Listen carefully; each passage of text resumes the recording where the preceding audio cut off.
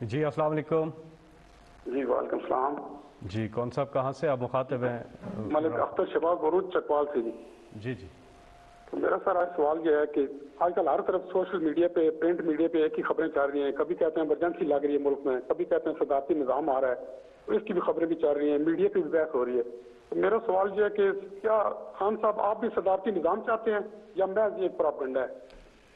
دیکھیں ملک صاحب, آپ کو پتہ نہیں یاد ہے, لوگوں نے پتہ نہیں, میرا جو پہلی دفعہ جب میں پرائم منسٹر بنا تو میں نے قوم سے خطاب کیا, تو میں نے قوم کو ایک چیز کہی تھی کہ آپ کو بڑا شور ملے گا اور ساری جگہ سے آوازیں آئیں گی کہ ملک تباہ ہو گیا, یہ ہو گیا, نااہل ہے, یہ ختم ہو گیا.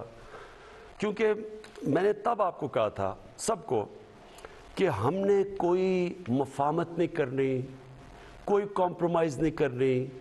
اس ملک کے وہ جو بڑے بڑے ڈاکو ہیں, میں واضح کرتا ہوں, یہ چور نہیں ہے, یہ ڈاکو ہے. میں 30 سال میں پولیٹکس میں آیا ان کے خلاف تھا, نہیں تو میں پھر سے کہتا ہوں, جس آدمی کو اللہ نے سب کچھ دیا ہے اس کو کیا ضرورت پڑی تھی کہ اپنی زندگی ساری لگائے, اپنا گھر بار سارا کچھ لگا کے ایک گھٹیا لوگوں سے ہر روز برے بھلی گالیاں سنیں. لیکن میں اس کو جہاد سمجھتا ہوں. تو میں نے شروع میں کہا تھا کہ جب بھی, کیونکہ میں نے ان سے کوئی مفاہمت نہیں کرنی, انہوں نے مجھے بلیک میل کرنا کہ کسی طرح ہمیں این آر او دے دو. جو جنرل مشرف نے اس ملک کے اوپر سب سے مارشل لاء سے زیادہ اس نے ظلم کیا تھا ان دو بڑے گھرانوں کو این آر او دے کے, یعنی ان کی چوری معاف کر کے. اور اس قوم نے جو قیمت اٹھائی ہو اس کی ہم آج بھگت رہے ہیں کہ آدھا پیسہ جو ہم اکٹھا کرتے ہیں ٹیکس سے, وہ آدھا پیسہ چلا جاتا ہے ان کے لیے وہ قرضوں کی قسطوں کے اوپر. تو ملک چلائیں کیسے, کہ لوگوں کے کیسے تعلیم دیں, صحت دیں, سٹرکچر ٹھیک کریں, کیسے کریں, جبکہ آدھا پیسہ ان قرضوں پہ جاتا ہے قسطوں پہ جو انہوں نے لیے ہوئے ہیں. اور انہوں نے جس طرح بے دردی سے 10 سالوں میں, کیونکہ ان کو این آر او مل گیا تھا, اپنا نیب ان کا بٹھا دیا, جس طرح انہوں نے اس ملک سے کیا ہے. یہ اب مجھے بلیک میل کرنے کی کوشش کر رہے تھے کہ جی اب چلیں ہم اس کو بلیک میل کریں گے, اس کو شاید کرسی اتنی پسند ہے کہ یہ بھی آخر میں جا کے جنرل مشرف ہی کہے گا اچھا جی میں آپ سے این آر او کے نام پہ میں آپ سے سمجھوتا کر دیتا ہوں, اپنے پیسے رکھ لو. اب میں اس کو سمجھتا ہوں کہ یہ ملک کی سب سے بڑی غداری ہے اگر میں یہ کروں گا, اور اس لیے یہ افراتفری پھیلائی ہوئی ہے. جو ٹی وی پہ آتا ہے جو تباہ ہو گیا ملک, ملک میں یہ ہو گیا, غربت بڑھ گئی. میں ذرا آپ کے سامنے پہلے یہ ذرا رکھتا ہوں نا, انہوں نے کہا کہ غربت بڑھ گئی ہے. یہ میرے پاس ورلڈ بینک کی فگرز ہیں. یہ چلیں ہم تو کہیں گے تو لوگ کہیں گے یہ ٹھیک نہیں, ورلڈ بینک تو ہمارے سے نہیں آرڈرز لیتا نا. ورلڈ بینک کی فگر ہے کہ 4 کیٹیگریز انہوں نے بنائی, کہ 4 کلاسز ہیں, کہ اگر آپ ڈالر کی 5.5 پر کیپٹا دیکھیں تو اس کے اندر کتنی غربت ہے, پھر 3.2 پر کیپٹا اس کے اندر کتنی غربت ہے, 1.9 پر کیپٹا تو اس کی کتنی ہے. تو انہوں نے 4 کیٹیگریز رکھی ہیں. چاروں کیٹیگریز میں ورلڈ بینک کہتا ہے کہ چاروں کیٹیگریز میں غربت کم ہوئی ہے. پہلے میں 0.6% کم ہوئی, دوسرے میں 1.4% کم ہوئی غربت, تیسرے میں 2.9% کم ہوئی, اور آخری میں 0.6% کم ہوئی. اس کا مطلب کہ ہمارے دور میں تو غربت کم ہوئی ہے. تو آپ اگر یہ دیکھیں, ان کا شور دیکھیں, تو لگتا ہے کہ ملک تباہ ہو گیا. اب یہ دوسری چیز میں آپ کے سامنے رکھنا چاہتا ہوں کہ ورلڈ بینک نے ایک اور چیز کہی. ابھی انہوں نے ورلڈ بینک نے پاکستان کی خود ویریفائی کر کے انہوں نے فگرز لگائی ہے کہ پاکستان میں جو دولت میں اضافہ ہوا ہے, یعنی جی ڈی پی میں اضافہ ہوا ہے, سالانہ جی ڈی پی میں, سالانہ دولت میں جو اضافہ ہوا ہے وہ 5.37% ہے. اب 5.37% جب کرونا کا مقابلہ کر رہا ہے ملک, جو ساری دنیا میں, ہندوستان میں تو نیگیٹو میں گئی ہے ان کی گروتھ ریٹ, تو ادھر جب پاکستان کا اضافہ ہوا ہے تو یہ کیسے کہہ رہے ہیں کہ غربت بھی بڑھ گئی, ملک بھی تباہ ہو گیا. ایک اکانومسٹ کی آ گئی ہے کہ جو ٹاپ 3 ملک ہیں جس نے سب سے بہترین طریقے سے, یعنی اہلیت تھی اتنے بڑے کرائسس کا مقابلہ کرنے کے لیے, اور دوسری طرف ورلڈ بینک کہہ رہا ہے کہ یہ 5.37% ہماری اکانومی بڑھی ہے, تو میں آپ سوال پوچھتا ہوں کہ یہ کدھر سے تباہی آ گئی؟ میں خود تسلیم کرتا ہوں کہ دنیا کے اندر مہنگائی آئی اور کئی طبقے، تنخواہ دار طبقے کے اوپر مشکل وقت ہے، ساری دنیا میں مشکل وقت ہے، لیکن مجھے یہ بتائیں کہ آپ اگر شام کو ٹی وی دیکھیں اور جو ان کی باتیں سنیں، وہ دو آ جاتے ہیں، ایک بیچارہ تحریک انصاف کا معصوم بیٹھ جاتا ہے، وہاں باقی اینکر بھی مل جاتا ہے، وہ دو ان کے ساتھ جو دوسرے ہوتے ہیں، ملک مارا گیا، تباہ ہو گیا، یہ ہو گیا.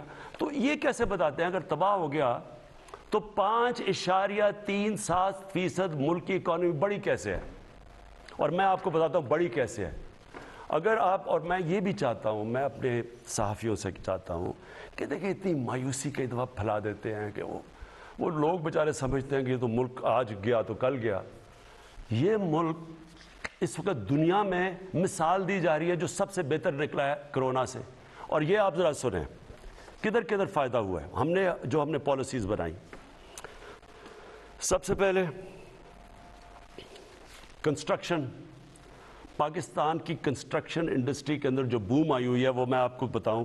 انہوں نے کہا نا کہ جی، مجھے کہتے تھے کہ جی انہوں نے کہا ہم گھر بنائیں گے اور یہ کریں گے اور ہم عام لوگوں کے لیے موقع دیں گے گھر بنانے کا. آپ ذرا یہ سنیں،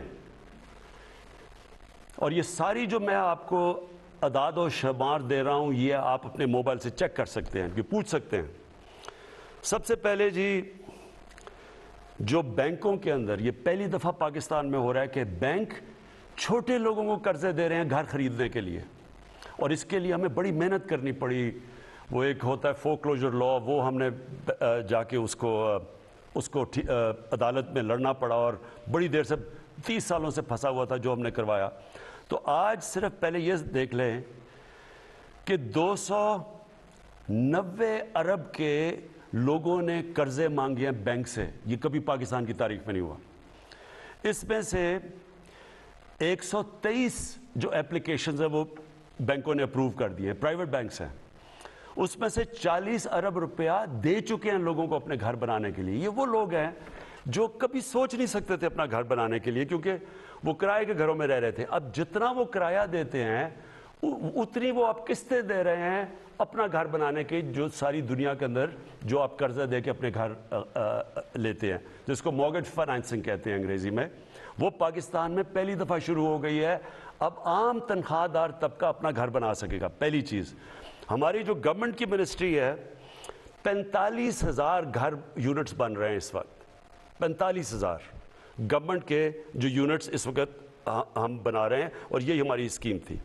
پرائیویٹ سیکٹر کے اندر اب یہ سننے والی بات ہے، کیونکہ ہم نے کنسٹرکشن میں بڑی لوگوں کو چھوٹ دی، ہم نے ان کو انسینٹیوائز کیا، ان کے لیے ان کے رکاوٹیں دور کی. 324 پروجیکٹس ہیں کنسٹرکشن انڈسٹری میں، اور اس میں 30 لاکھ گھر بن رہے ہیں. 324 پروجیکٹس ہیں، 30 لاکھ اس وقت گھر کنسٹرکٹ ہو رہے ہیں. اس سے آپ یہ سمجھ جائیں کہ جو آپ سوچیں کہ جب گھر بنتا ہے تو اس کے گھر کے اوپر 30 انڈسٹری اس کے ساتھ ہوتی ہیں، یعنی کسی نے دروازہ لونا، کسی نے لاکس بنانے ہوتے ہیں، ٹائلز وغیرہ وغیرہ، 30 انڈسٹریز. تو آپ سوچیں کہ اس سے اس ملک میں گروتھ ریٹ تو اس لیے بڑھی ہے، اکنامک ایکٹیویٹی بڑھتی ہے تو گروتھ ریٹ بڑھتی ہے. اس کے بعد اب کسانوں پہ آ جائیں. میں صرف کسانوں، 4 ہماری کپاس، گنا، چاول اور ویٹ، گندم، ان کے اندر پاکستان کی تاریخ میں، کاٹن میں نہیں، باقی تینوں میں، اور پھر اس میں مکئی بھی ڈال دیں، مکئی، تو یہ ریکارڈ پروڈکشن ہوئی ہے پاکستان کی تاریخ میں، اور ان کو ریکارڈ پیسہ ملا ہے اس کا. اس کی وجہ سے ان کے جو پیسہ گیا ہے دیہاتوں کے اندر، میں ذرا یہ آپ کو دکھا دوں کہ ہر 73% ان کی انکم بڑھی ہے. اس کا مطلب کیا؟ ہم نے عام فیملی کا کیا ہے کہ ہر فیملی کو 1,65,000 اضافہ ہوا ہے ان کی آمدنی کے اندر. یہ دیہات کے اندر میں بات کر رہا ہوں. اس کے بعد آگے چلے جی، انڈسٹری، لارج سیل انڈسٹری، بڑے مزدوروں کو نوکریاں ملتی ہیں. 10% اضافہ ہوا ہے آج ہماری لارج سکیل مینوفیکچرنگ پہ. میں بات کر رہا ہوں کہ کیوں یہ 5.37% گروتھ ریٹ میں اضافہ ہوا ہے. ہماری لارج اسکیل مینوفیکچرنگ میں 10% گروتھ ہوئی ہے، دیر کے بعد ہوئی ہے۔ گاڑیوں کی پروڈکشن ریکارڈ کے اوپر، ٹریکٹرز 15% بڑھے ہیں، موٹر سائیکل ریکارڈ سیلز ہوئی ہیں۔ پیسہ آیا تو یہ ہو رہا ہے نا۔ اگر اتنے برے حالات ہوتے، غربت بڑی ہوتی تو یہ کدھر سے سیلز ہو رہی ہیں؟ پاکستان کی ٹیکس کلیکشن تاریخ میں کبھی اتنا ٹیکس اکٹھا نہیں ہوا۔ 6000 ارب انشاءاللہ ہم ٹیکس اکٹھا کریں گے، اور میں آپ کو انشاءاللہ میں نے وعدہ کیا تھا کہ ہم 8000 ارب روپیہ پاکستان سے میں ٹیکس اکٹھا کروں گا انشاءاللہ۔ اس سے بھی آگے جائے گا، جو اب ہم جو آٹومیشن لے کے آ رہے ہیں، ٹیکنالوجی لے کے آ رہے ہیں، ٹیکس بیس بڑھا رہے ہیں۔ اچھا، پھر کارپوریٹ سیکٹر آ جائیں، جو بڑی بڑی بزنسز ہیں، ان کی پروفیٹیبلٹی جو میں نے کہا کہ ان کو میں آپ کہوں گا کہ آپ مزدوروں کی تنخواہ بڑھائیں، انہوں نے 930 ارب روپے کا فائدہ ہوا ہے۔ انہوں نے یہ 2021 کے سال میں ان کی پروفٹ بڑھے ہیں، ان کی پروفٹس میں اضافہ ہوا ہے۔ پرائیویٹ کریڈٹ آف ٹیک، یعنی جو انہوں نے پرائیویٹ کنسرنز ہیں، جنہوں نے انویسٹ کرنا ہے، جنہوں نے سرمایہ کاری کرنی ہے، انہوں نے ریکارڈ ان کے کریڈٹ میں یعنی بینکوں سے انہوں نے پیسہ لیا ہے انویسٹ کرنے کے لیے، جو 10 سال میں سب سے زیادہ لیا ہے، اور وہ 1.1 ٹریلین 1100 ارب روپے کا انہوں نے لیا ہے۔ ہمارا آئی ٹی سیکٹر جو فیوچر ہے وہ آئی ٹی کی ہے، اور پہلی دفعہ ہم نے انسینٹیوز دیے آئی ٹی سیکٹر کو، ان کی 2 ارب سے 3.5 ارب ڈالر کی ایکسپورٹس بڑھی ہیں۔ حالانکہ یہ کچھ نہیں ہے، 47% انکریز ہوئی ہے، لیکن جو ہم اب ان کی مدد کر رہے ہیں، انسینٹیوز دے رہے ہیں، فیوچر یہ ہے انشاءاللہ یہ سب سے تیزی سے بڑھے گا۔ ایکسپورٹس ہماری ریکارڈ ایکسپورٹس ہوئی ہیں، ہماری اس وقت 31 ارب ڈالر کی ایکسپورٹس ہیں جو ریکارڈ ہے۔ میں سمجھتا ہوں یہ بہت کم ہے، لیکن ہم پورا زور لگا رہے ہیں، کیونکہ ملک تو تب ترقی کرے گا جب ایکسپورٹس بڑھیں گی، اس کے اوپر پورا زور لگایا ہوا ہے۔ اور ریمیٹنسز جو بیرون ملک پاکستانی، انہوں نے سب سے زیادہ پیسہ بینکوں کے تھرو اس باری بھیجا، 30 ارب سے زیادہ، 30 ارب ڈالر سے زیادہ۔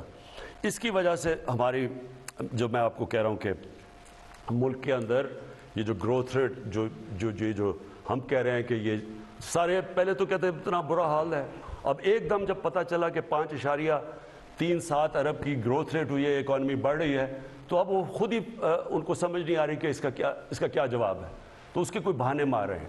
میری پھر سے اپنی میڈیا سے لوگوں سے میری آپ سے ریکویسٹ ہے کہ دیکھیں، تنقید بہت ضروری ہوتی ہے ایک ملک کے لیے، اور میں پھر سے کہتا ہوں، میں 50 سال سے میں تو پبلک آیا میں ہوں، میں تو تنقید سنتا آیا ہوں، اور تنقید کو ایک اچھی چیز ہوتی ہے، لیکن ایک پروپیگنڈا ہوتا ہے، ایک فیک نیوز ہوتا ہے، جو جان کے فیک نیوز کے ذریعے ایک ملک میں یہ جو مایوسی پھیلائی جا رہی ہے، جی تباہ ہو گئے، مارے گئے، جی ملک ختم ہو گیا، یہ وہ لوگ ہیں جو مافیاز ہیں۔ میں پھر سے اپنی قوم کو بتانا چاہتا ہوں، ہمارا مقابلہ مافیاز سے ہے، یہ عام لوگ نہیں ہیں، یہ پولیٹیشنز نہیں ہیں، یہ مافیاز ہیں، جن کا صرف ایک مقصد ہے کہ کسی طرح یہ گورنمنٹ اس لیے گرے کہ کیونکہ ان کی وہ جو کھانا پینا، جو روزی لگی ہوئی تھی، جو حلوے کھا رہے تھے، جو باہر ان کی اپارٹمنٹس تھیں، یہ اس کے اوپر ٹانگ نہ آ جائے، کہیں ان کا احتساب نہ ہو جائے۔ اور یہ بیٹھ کے، اور اس کے اندر میڈیا میں لوگ بیٹھے ہوئے ہیں، افسوس سے کہنا پڑتا ہے کہ وہ ان کے ساتھ مل کے مسلسل مایوسی پھیلا رہے ہیں۔ تو ان سے میں آج یہ پوچھتا ہوں کہ اس کا کیا جواب ہے کہ آپ نے تو جس طرح کی مایوسی پھیلائی ہے، بتائیں کہ یہ گروتھ ریٹ 5.37% کی کیسے ہوئی ہے؟ اور یہ ہم نہیں کہہ رہے، یہ ورلڈ بینک کہہ رہا ہے۔ یہ جو ساری میں نے سیکٹرز کے اندر گروتھ ہو رہی ہے، یہ بڑھ رہے ہیں، یہ کیسے ہو رہا ہے؟ اگر یہ اتنے برے حالات تھے تو یہاں تو آج بینکرپٹ ہونا چاہیے تھا لوگوں کو، اس وقت تو لوگوں بے روزگاری بڑھنی چاہیے تھی۔ روزگار بھی بڑھ رہا ہے، غربت بھی کم ہو رہی ہے، ملک کی دولت میں بھی اضافہ ہو رہا ہے، ٹیکس کلیکشن بھی بڑھ رہی ہے، ایکسپورٹس بھی بڑھ رہی ہیں، تو یہ مایوسی کس چیز کی ہے؟